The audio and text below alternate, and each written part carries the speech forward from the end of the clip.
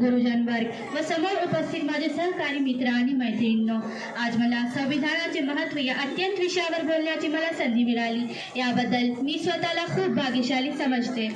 भारताचे संविधान हा केवळ पुस्तक नाही, तर तो भारताच्या आत्म्याच्या, विचारांच्या आणि भविष्यातील दिशेचा आरसा आहे.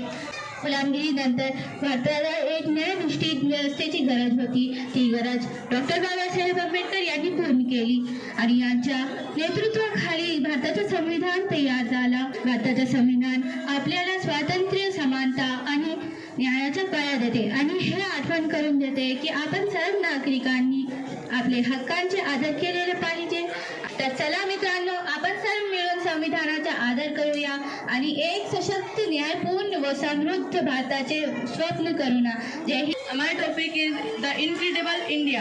India is a land where history breathes through every stone and tradition lives in everyday life. Indian geography is diverse as its people. Ancient civilization, magnificent temple, grand fort and timeless monuments like Taj Mahal stand as a symbol of India's rich culture and historical legacy. This deep connection between past and present make India not just a nation but a living civilization. What makes India truly incredible is its unity in diversity. Hundreds of languages, countless traditions, but festivals are celebrated joyful across regions, each reflecting local custom while sharing a spirit of togetherness. Indian philosophy, yoga, music and literature have influenced the world by promoting harmony, inner peace and respect for humanity. This cultural inclusiveness is one of the India's most greatest power. In the modern era, India stands as a nation of innovation and separation, while remaining rooted in its tradition. India has emerged as a global leader in science, technology, and space research. The energy of its youth combined with the wisdom of its heritage. This unique blend of modern vision and ancient value is truly defined the spirit of incredible India.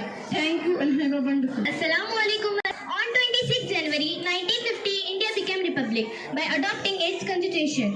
Before this, India was ruled by the British, and the real power did not lie with its people. The constitution is our greatest gift. It gives us rights, equality, freedom, and teaches about responsible citizens. We honor Dr. Bhimrao Ambedkar and all our leaders who work hard to give India a strong constitution. Republic Day reminds us that the real power of the country lies with its people. The Grand Parade in New Delhi shows our strength, unity, and culture, making every Indian proud. As a student, we are the future of India. Let us promise to be honest, disciplined, and responsible, and always work for a better India. ये बहुत ही खुशी और फख्र का दिन है. इसी के तहत मैं अपने ख्यालात का इजहार करूंगी. मदहोश नहीं बेदार है हम, मदहोश नहीं बेदार है हम, हर आहट पर तैयार है हम, समझे न कोई गाफिल हमको वतन के पहरेदार है हम.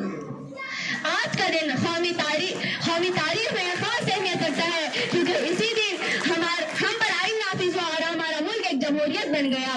ये दिन हमारे मुल्क के लिए यादगार और अजीम दिन है.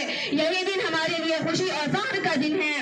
जमहूरियत का मतलब अवाम की हुकूमत, अवाम के जरिए और अवाम के लिए. यह हमें इंसाफ, मसावत, आज़ादी जैसे अहम उसूलों की बुनियाद पर जीने का हक देती है. हमारा आइन दुनिया का सबसे बड़ा तहरीर आइन है, जिसमें हमारे बुनियादी हुकूक और फराइज मौजूद है.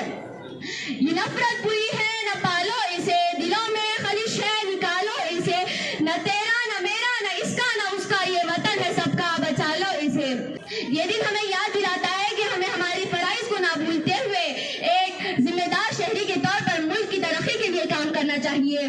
मौके पर जमा हुए हैं, ये दिन हमारे दिलों के लिए फख्र का बास है, क्यों ना कि इस दिन हमारा मुल्क जमहूरियत बना.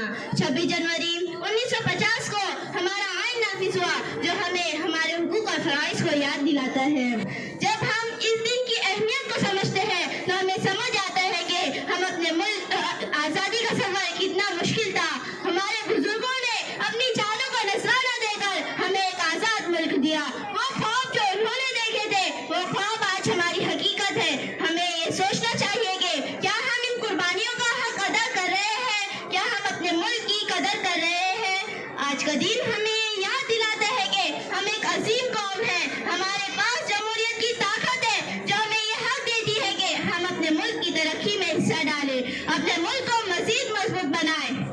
माझे नाव बीबी महिमान आहे.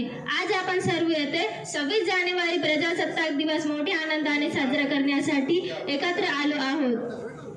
हा दिवस आपल्या देशासाठी खूप महत्त्वाचा आणि अभिमानाचा आहे. मित्रांनो, 26 जानेवारी 1950 रोजी आपल्या देशाचे संविधान लागू झाले. या दिवशी भारत प्रजासत्ताक देश बनला.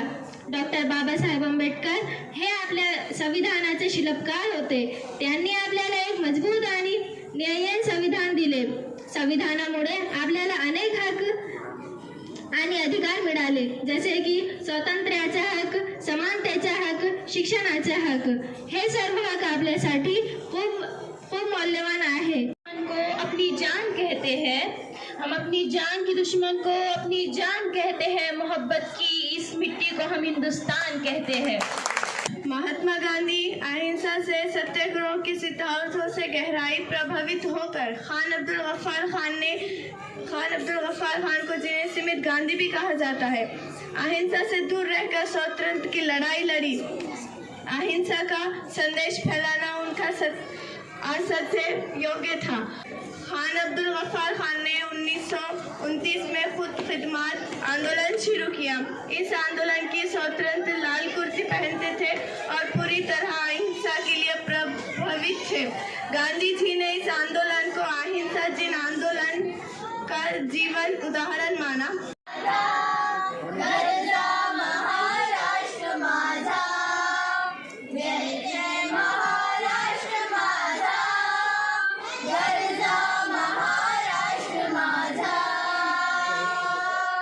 Niti